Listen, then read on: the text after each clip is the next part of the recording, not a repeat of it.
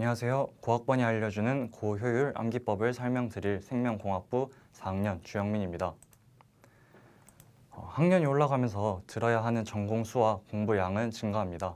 그러나 대외 활동과 같이 학업 외적인 부분에서도 시간이 많이 소요되기 때문에 저는 주어진 시간 속에서 최대한 효율적인 공부 방법의 필요성을 느꼈습니다. 저학년 때부터 시행착오를 겪으며 저만의 방법을 만들어 나갔고 그 결과 마지막 학기인 이번 학기 전까지 모든 전공 과목에서 A+를 받았습니다. 이 시간에는 저학년 때 고학번 선배가 제게 알려줬으면 도움이 되었을 것이라고 생각했던 공부 방법과 암기 방법을 설명드리려고 합니다. 제가 설명을 드릴 방법은 암기할 것이 많은 생명대 학생들 뿐만 아니라 암기가 잘 되지 않는 학우분들이 들으시는 것을 추천드립니다. 발표는 수업 중, 시험 기간, 시험 직전 어떻게 행동해야 하고 그것을 해야 하는 이유를 설명드리겠습니다. 들어보시고 필요한 부분을 선택하셔서 각자의 상황에 맞게 본인만의 공부 방법을 만드시면 효과적일 것이라고 생각이 듭니다. 먼저 수업 중에 해야 하는 것을 말씀드리겠습니다. 저는 수업 시간에 50에서 70%의 내용을 이해하는 것을 목표로 합니다. 이를 위한 첫 번째 전략은 수업 중 필기를 놓쳤거나 이해가 가지 않는 부분은 표시를 하는 것입니다. 저는 필기에 깃발 모양을 그리고 북마크를 설정해 바로 찾을 수 있도록 하였습니다. 표시한 부분 중 이해를 못한 부분은 수업 직후 교수님께 질문하였습니다. 필기를 놓친 것은 기억에서 사라지기 전 수업 전후 남는 시간에 해당 부분의 녹음을 다시 들으면서 채우고 이해하려고 하였습니다.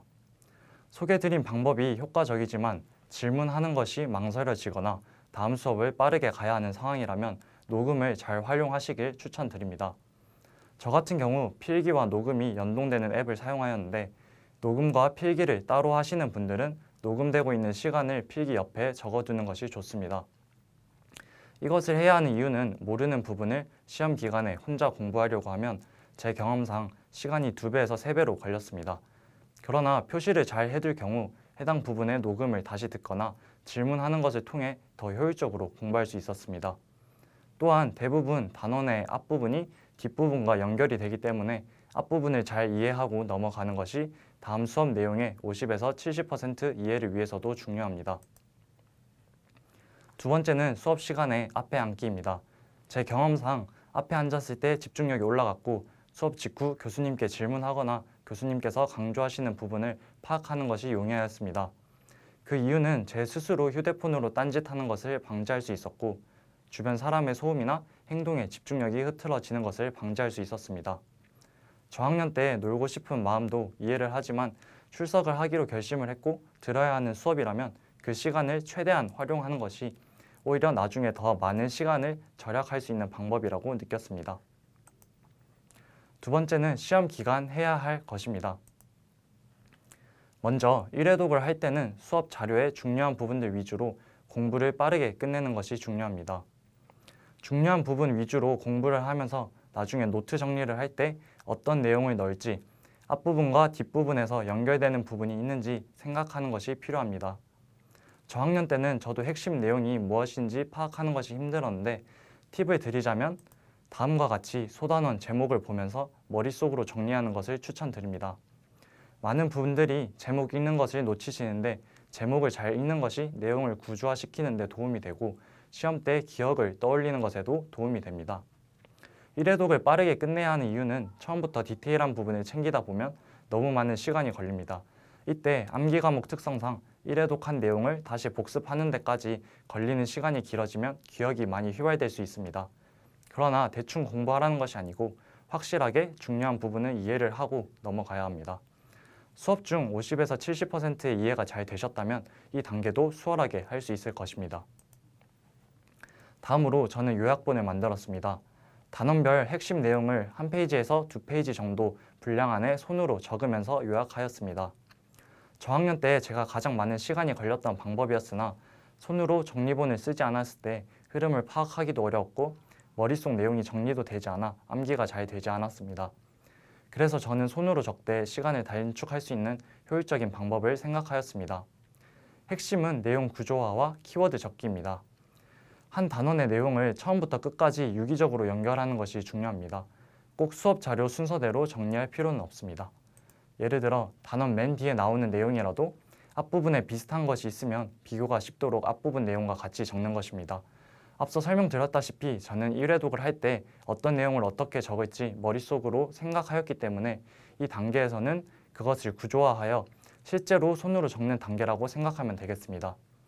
또한 시간 단축을 위해서 꼼꼼하게 모든 내용을 적기보다 구조화만 하고 해당 내용을 떠올릴 수 있게 키워드만 적었습니다.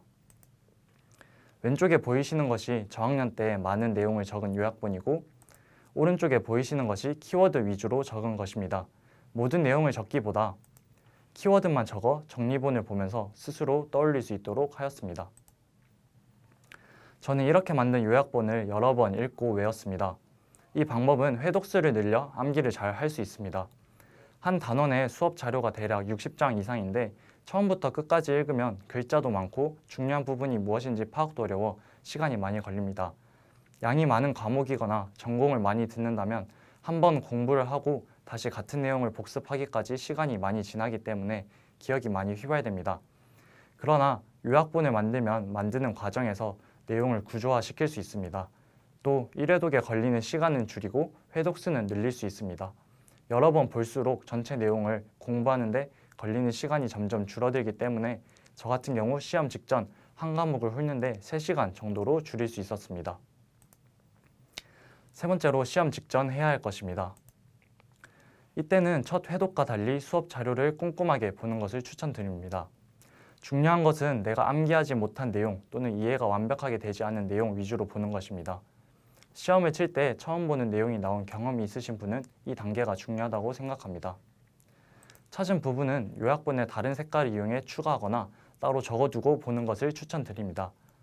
이 방법을 사용하면 첫 회독과 달리 시간이 많이 걸리지 않은 것을 체험하실 수 있습니다. 이미 중요 내용은 여러 번 요약본을 보면서 외워두었기 때문에 수업 자료를 처음부터 끝까지 읽는 것이 확연히 줄어들고 내가 놓친 부분이 눈에 잘 들어올 것입니다. 내가 완벽하게 외웠는지 확인하기 위해서는 소단원 제목만 보고 모든 내용을 말로 할 수 있으면 된 것입니다. 이상으로 고학번이 알려주는 고효율을 발표한 생명공학부 주영민이었습니다. 감사합니다.